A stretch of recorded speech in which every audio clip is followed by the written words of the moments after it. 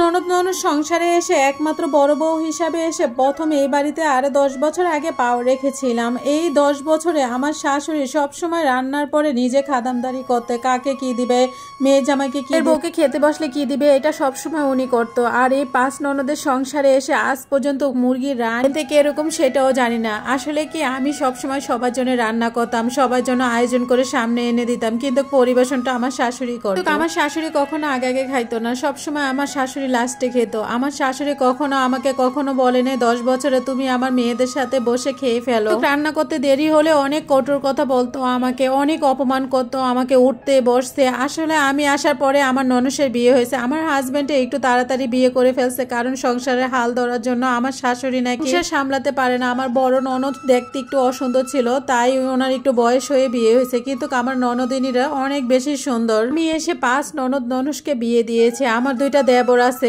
ওরা কখনো আমাকে বিরক্ত করে না। আমার দেবররা যখন যা দিছে তাই মুখ বুজে খেয়েছে, কিন্তু আমার ননদিনীরা ননসেরা যখন বাড়িতে সবসময় থাকে আমার কাজে অনেক বেশি ভুল ধরতো, অনেক বেশি কষ্ট দিত। আমার 3টা ননদ আমাকে একেবারেই পছন্দ করতো না, সবসময় ঝগড়া করতো। আমি রান্না করলেও বলতো ভালো হয় না, রান্না করতে না গেলেও বললো যে রান্না করতে যাই না, রাগ দেখিয়ে রান্না করতে। আমি মাঝে মাঝে রাগ দেখে রান্না করতে যাই, কারণ আমার শাশুড়ি ওদের কঠোর কথার কারণে অনেক বেশি কষ্ট দিত, অনেক অপমান করতো।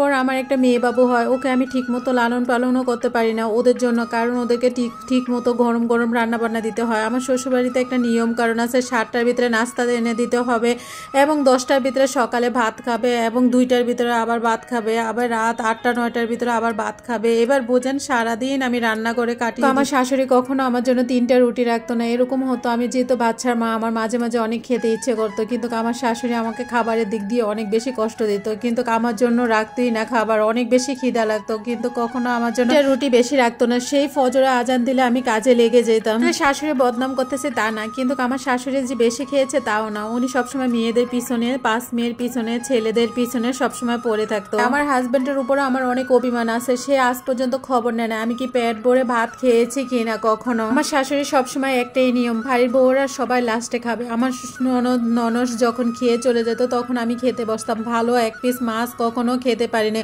হয়তো লেজের কিছু অংশ রেখেছি, নয়তো মাথার কিছু কাটাকুটা আমার জন্য রেখেছে। আর সবসময় তো মুরগি রান্না করলে গিলা কলিজা এই জন্য আমার জন্য রাখতো, তো এইগুলো আমার পছন্দ ছিল, তো এইগুলো ওনার মেয়েরা খাইতো না, এই জন্য আমার জন্য রেখে দিত। অনেকে বলতে পারেন যে বাবার বাড়িতে গিয়ে খান না, আসলে কি বাবার বাড়িতে যাব কিভাবে? আমার শ্বশুরে বিয়ে করেছি তার সংসারটা দেখার জন্য, ওনার বড় সংসার, এই কারণে রান্না বান্না করে বছরে একবার যদি যাইতাম রাত্রে থেকেই চলে আসতে হইতো। এক রাত্রে কি বা খাইতাম, আমি পরে পরে শুধু ঘুমাইতাম, কোনো খাবারের আমার ধ্যান কোল থাকতো না। আমার মা আমার মেয়েকে পালতো, আর আমি সারাদিন শুধু ঘুমাতাম। এইভাবেই আমার জীবনটা কাটতে শুরু। 10 বছরে আমার 2টা দেবর বিয়ে করছে, তারপরে ননস সবাই বিয়ে করছে। বিশ্বাস করেন এই 10 বছরের সমস্ত কাজ আমাকেই করতে হয়েছে। আমাকে যে কেউ একটু হেল্প করবো ওই লোকও ছিল না। যখন আমি একটু খাবার জামাইদেরকে দিতে দেরি হইতো, এটা নিয়ে ঝগড়া লাগতো। হাজবেন্ড শ্বশুর অনেক বড় ব্যবসা করে, ব্যাগ ভর্তি ভাজা রান্নতো, এগুলো সব রান্না করতে হতো। আমার শাশুড়ি আমার জায়েদের সাথে একই কাজ করতো, ভালো মুরগির পিস, ভালো একটা মাছের পিস ওদেরকে কখনো দিত না। এগুলা নিয়ে মাঝে মাঝে তো ওদের সাথে অনেক ঝগড়া হতো। তো আপনার ছেলে মেয়েদের খেতে ইচ্ছে করে, আমাদের কি খেতে ইচ্ছে করে না? চায়েরা এখন যুদ্ধ করে খায়, রান্না হওয়ার আগে আগে সবকিছু খেয়ে ফেলে, রান্না